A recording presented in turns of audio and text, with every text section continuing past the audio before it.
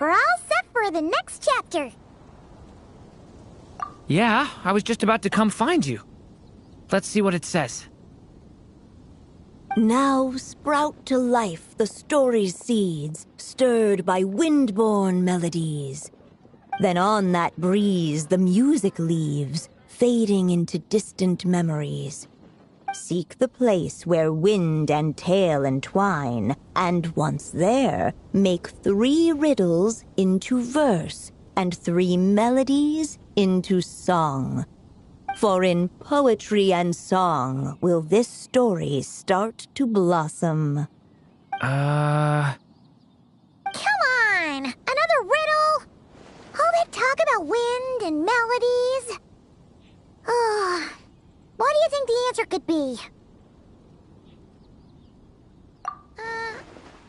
Oh! Care to elaborate? Wind? Music?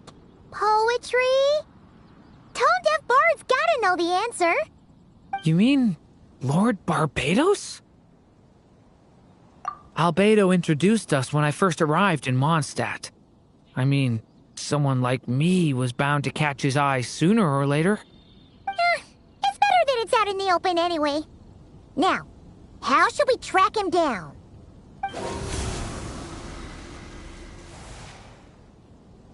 I'm pretty sure he's already caught wind of what's going on here. Why don't we just see where the wind takes us? Right. He definitely makes it easy to forget he's a real god sometimes.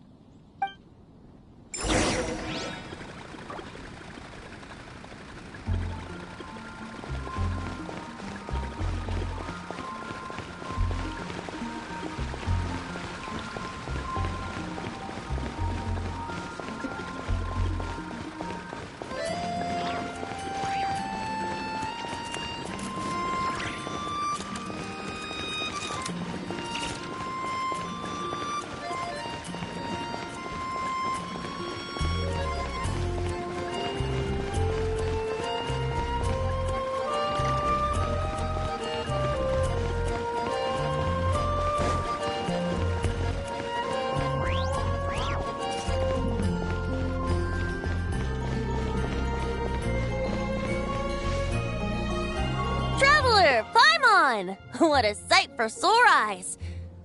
And the little dragon from the fairy tale world. I heard your voices calling out to me on the wind. Something about needing help with a riddle?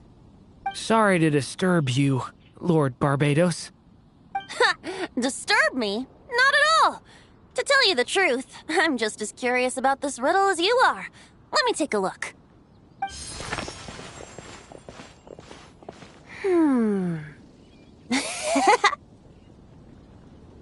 What is it? Did you figure out the answer? 3 riddles and 3 melodies. That sure takes me back. The answer you seek lies hidden in memory. Looks like running to Tone Deaf Bard was the right call after all. Long ago, those mages came to Mondstadt, seeking to test their strength against mine. But I replied, let us make music, not war, and resolve our conflicts through song. So I strummed my lyre and sang them this verse. O wind, welcome now, my guests. Pass through verdant leaves unseen, where shape your formless self may take, and offer up a graceful scene, a fleeting gift for welcome's sake. Leap at the edge of a sea of clouds, where land meets sky and sky meets ground. There frighten off the noisy crowds and bring my guests a calm profound. Fly beneath the stars up high, where mortal noise is swept aside, that my dear guests with starry eyes may share the dreams they hold inside. Now go to where I vowed to keep a quiet spot for them to sleep. No clash, no contest bars the way, just tea and mirth to fill the day. there you have it, the 3 melodies. As for the answers to those 3 riddles, I trust you can guess them by now. The woods, the edge of a cliff, and the sky? Correct! Funnily enough, your mother was also the first to solve it, all that time ago. There must be some kind of special rapport between those who write stories and those who sing them. The woods, a cliff, and the sky. Oh! So that's where it is! I suppose the spot that answer points to is where you're headed next. You should know, after solving my riddle, the mages even accepted my proposal and made that location their official meeting spot. And going by what your book is suggesting, once you found it, you might want to try playing the melody I just shared with you. Guess you can be pretty reliable when it counts, huh? Great Animal Archon? Thanks for the help, Lord Barbados. Still got questions for me, huh? Yeah, you must have read countless tales in your time, being a wandering bard and all. In your experience, why might an author consider a story unfinished? Unfinished? Well, I guess if there's something left to accomplish in the story, or, if the last line goes, "To be continued." Huh? Wow, your helpfulness lasted for like 1 second. In all seriousness, I would think the answer to that question lies in your mother's story itself. It's not my place to pry any further. All right then, we should get going.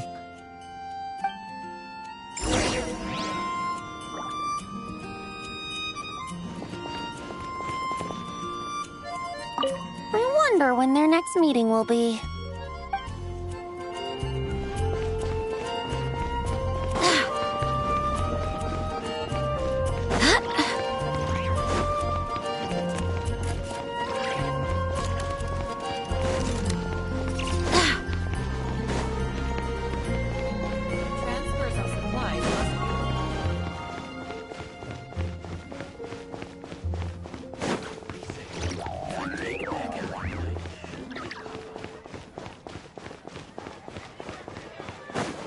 Swear on the Archons. I can't go any lower.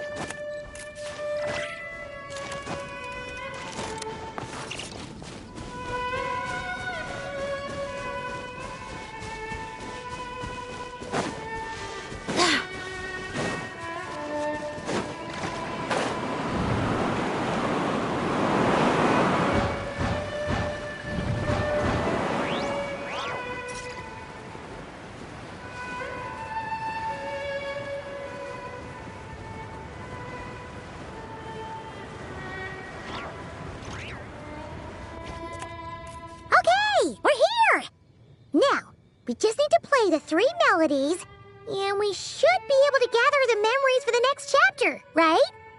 A musical performance? Huh. Out of all the things Miss Lisa has taught me, that's the one I'm worst at.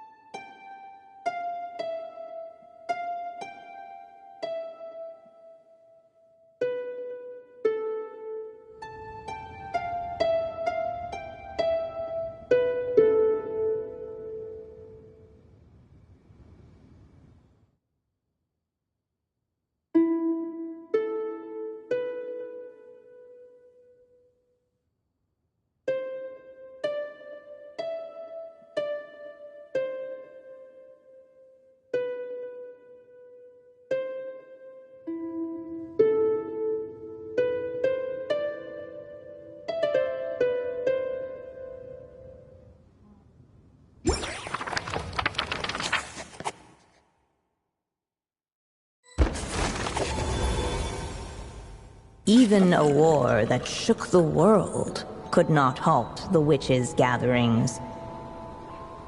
Yet even so, with the passing of time, 3 of their teacups no longer came to be set.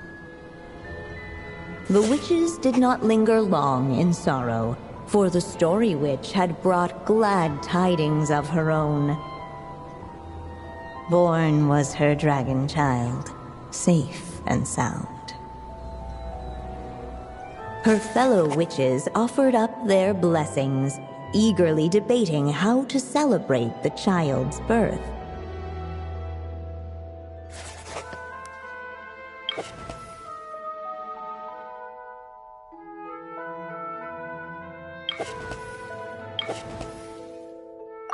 In the end, they settled on the sweetest candy they could find. After all, what could be sweeter than the arrival of new life? And so, the witches' gathering turned into a birthday celebration.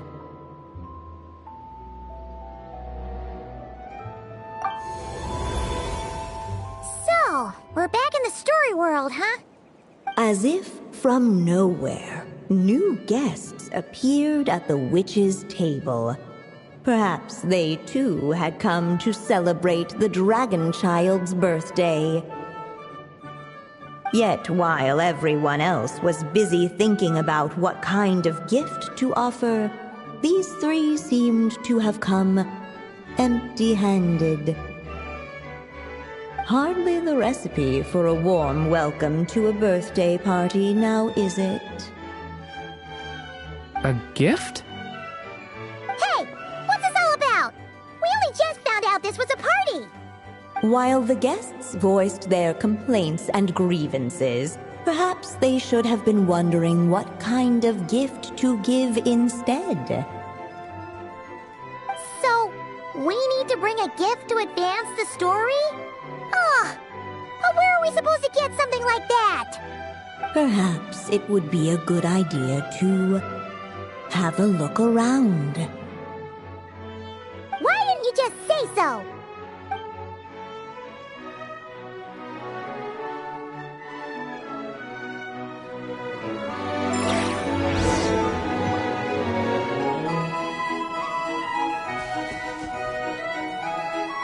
Hey!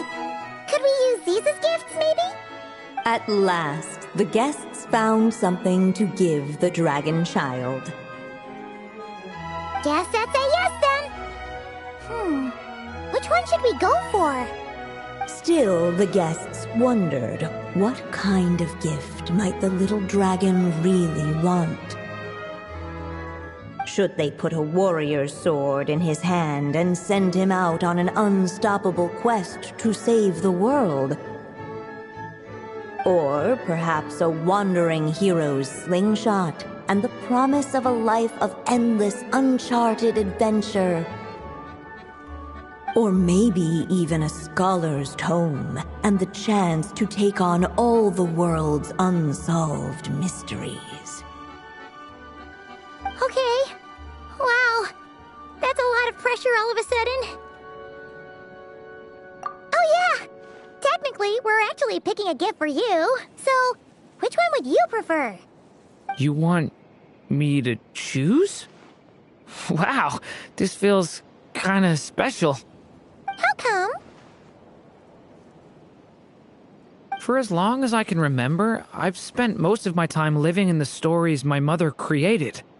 I always thought my mother had everything written out for me already, just like the toy figures in Constellation Metropole. What I wanted to do with my own future. Huh. That's something I've never really thought about. What did I want back then? This is the first time I've ever asked myself that question. Sounds like this is the perfect opportunity to answer it then. It's been a while since you left Simulanka, and after everything that's happened, it might be about time to start thinking about your future. Then let me give it some thought.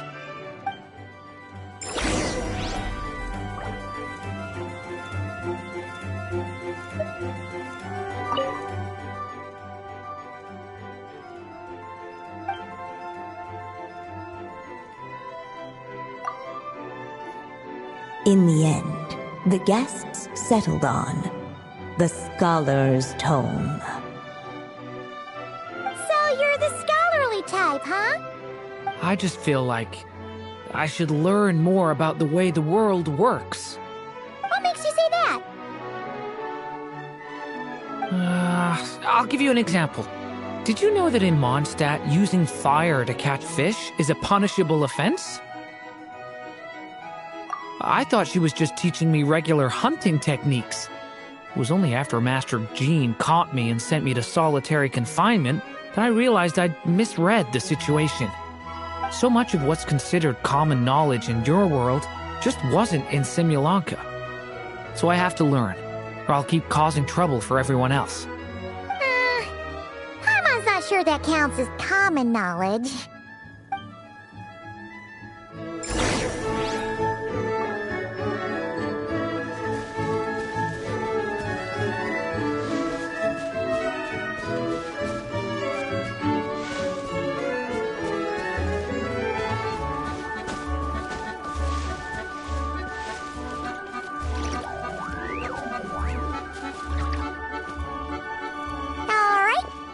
Let us in now that we've got a gift, right?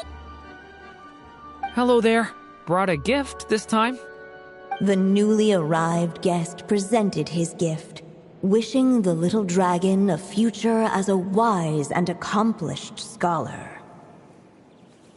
Accepting the guest's blessing, the Story Witch invited him and his friends to take their place around the table.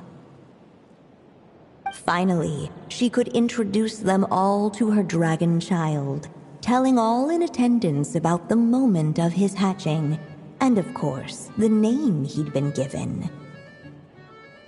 It was then that the Seer Witch, diviner of the stars, withdrew her gaze from the heavens and turned a sorrowful glance upon the little dragon. You gave him the same name as that evil dragon? That's right. But the life I intend for him shall be very different. What folly to love so blindly. For as you must know, a name is the mirror of destiny itself. He who bears an evil dragon's name must also inherit the fate of its previous owner. His fate has been foretold. Then I'll rewrite it. The witches at the table fell silent, for they knew the Seer Witch's words had never once proven wrong. Yet, just as clearly, they recognized the Story Witch's resolve, for there is scarce a force in this world more fearsome than a mother's love. At last, the Merry Witch stepped forward, dispelling the uneasy silence. So be it. Then we'll all lend a hand. Together, we shall rewrite this child's fate. You mean to defy one of the fundamental rules of this world? I refuse to be shackled by such rules. Besides, this is a witches' gathering, is it not? What could be more fitting a subject for this occasion than to defy them? Oh?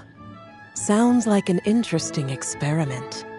I suppose, were we to succeed in this endeavor, we might bring a touch of wonder to this otherwise dreary sky of stars. The Merry Witch finally talked them all round, just like she had done many times before. Warm and strong as the sun she was, so much so, in fact, that those who her light shined down upon had no choice but to bask in it. And so the witches readied their gifts, 3 marvels of the cosmos. For this child, I shall decipher the ravings of the heavens and lay bare before him the trickery of fate.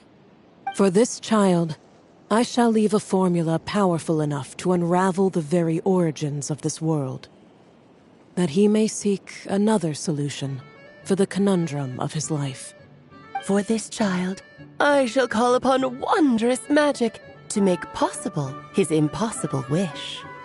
All the Story Witch had was the pen in her hand, yet with the love that flowed from it, she resolved to bring forth a marvel of her own. For this child, I shall leave behind the last story I will ever write, and with it, a path to an ending yet untold. With the witch's blessings given and received, the little dragon's fate at last began to turn. In the midst of the dragon child's birthday celebration, the seer witch proclaimed her prophecy. The child had been given the evil dragon's name, and with it, the burden of its fate. But hearing this, the Story Witch vowed to rewrite it all, for such was her love and resolve. And so the other witches offered their gifts in turn, marvels as rare as any in the cosmos. Together, they sought to test one of the fundamental laws of this world, in part to support a mother's love, and in part to sate their own curiosity. Oh, and I almost forgot. Our new guests came bearing blessings of their own. Who knows? Perhaps this extra dash of wisdom might be all the little dragon needs to change his fate.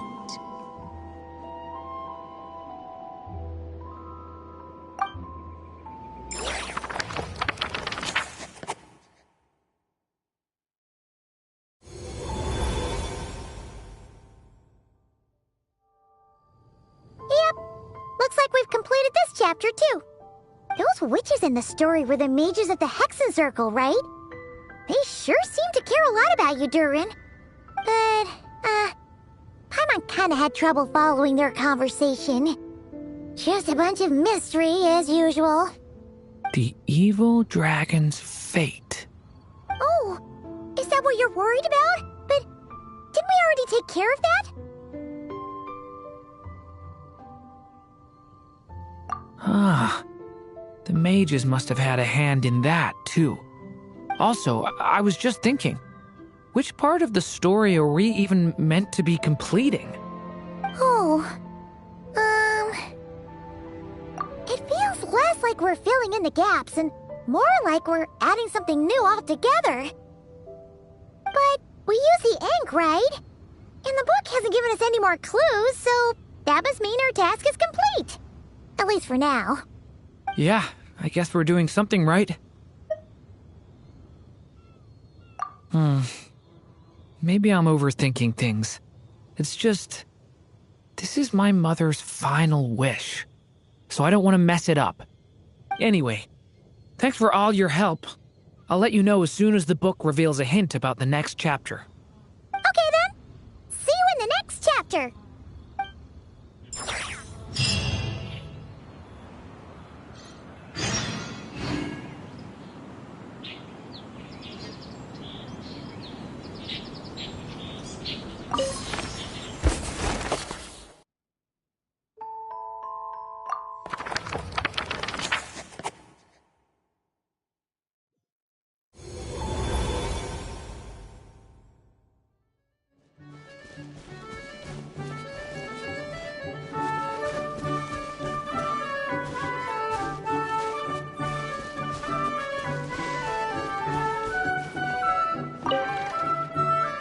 As of late, the tricksy witch has nearly the entirety of the snowy lands in her grasp. Now none but the Tsar can command her submission. Such a pity that she can no longer spare the time to join our gatherings. Tell me, does the Wander Witch still roam among the stars? Who can say how long we'll have to wait for her return? I had hoped sharing all the fun little stories from our gatherings might entice her to remain. Then how about the Memory Witch? Does she still walk the mortal realm? Yes, she has that secret mission of hers to accomplish, so she couldn't make it to our gathering. But she doesn't seem to regret her choice, so naturally, it's not my place to pry. As rare a chance to gather as this. And yet, almost half of us are absent. Cheer up. At least you came with good tidings. I suppose I'm just feeling a little sentimental. After all, there will come a day when I, too, am among those absent at these gatherings.